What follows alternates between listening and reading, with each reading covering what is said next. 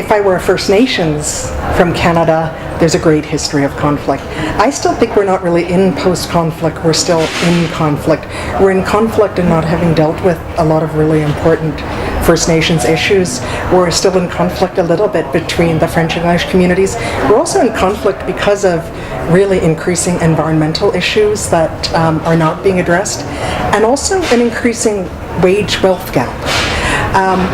I think in a way the term post-conflict comes more in terms of the Canadian population, because apart from First Nations, almost every Canadian is an immigrant or the children of immigrants. So everyone is from somewhere else. And in many cases, people have come to Canada because of conflict elsewhere. So they've come either as a refugee or an immigrant or an exile, and for many different reasons. There's also the fact that, Canada is bounded by these two great oceans, and so we haven't really felt the effect of a lot of our foreign policies on our own land, which is a bit problematic in global terms. I think we call it, the United States is called a melting pot, and Canada's metaphor is a mosaic, because it's so much that the mythology is that people keep their identities and we all become one. And so that is an interesting part of Canada. It is very diverse, but racism problems exist everywhere and certainly exist there as well. And it also can serve as a mirror for what's there. And I think that's sort of an interesting thing, because one of the things that I'm interested in my work is exactly the stories we tell, and the stories we tell about ourselves, about the cultures we live in, about the technologies we use, and the gap between what we say and what actually is. So we often talk about technologies as being the future, being new, being about progress, improving lives, and yet we don't really think of its material base, and that not only includes the physical base, like the submarine cables and the satellites that constitute the material base of it, but also the labor that usually exists in developing world countries that create it.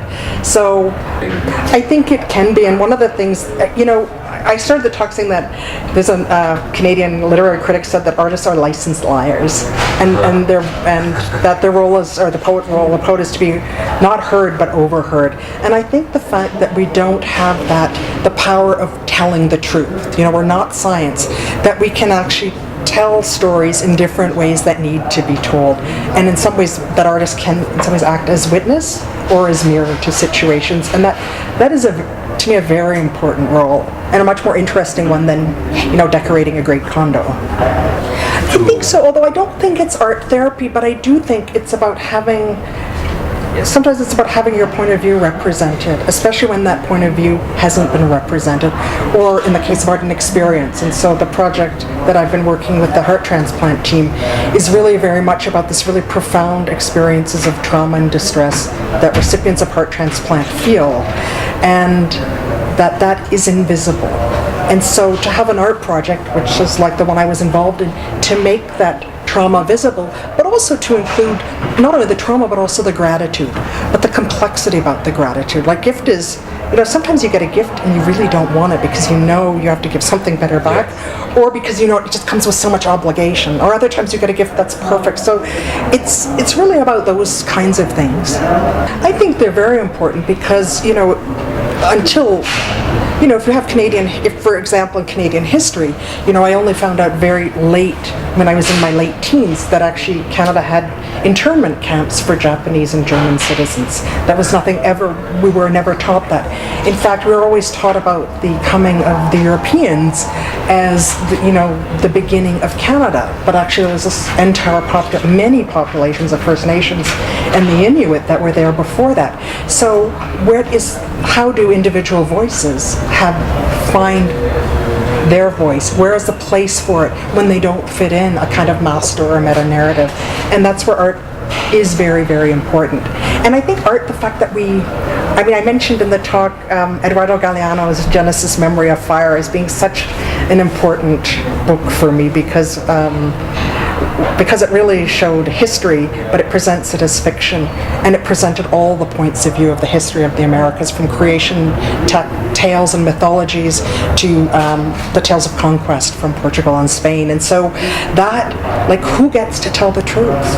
And this is really, I think, the importance of artists, and I think one of the role of the artist is how do we become, in some ways, a witness to our time. And, I live in a country that's more or less at peace. So what are the things that I'm witness to? And some of it is, the mythology around kind of technology, about the things we use.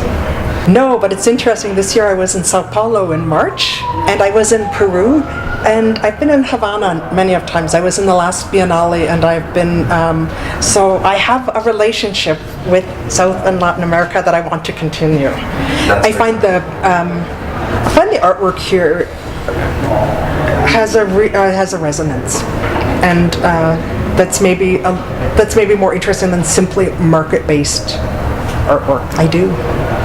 And it's a bit worrying when I'm an artist from a country without conflict. I think every artist has a thorn. I don't think, why would you become an artist? It's not an easy life. You have to have enormous not esteem, but you have to have this really belligerent belief in something.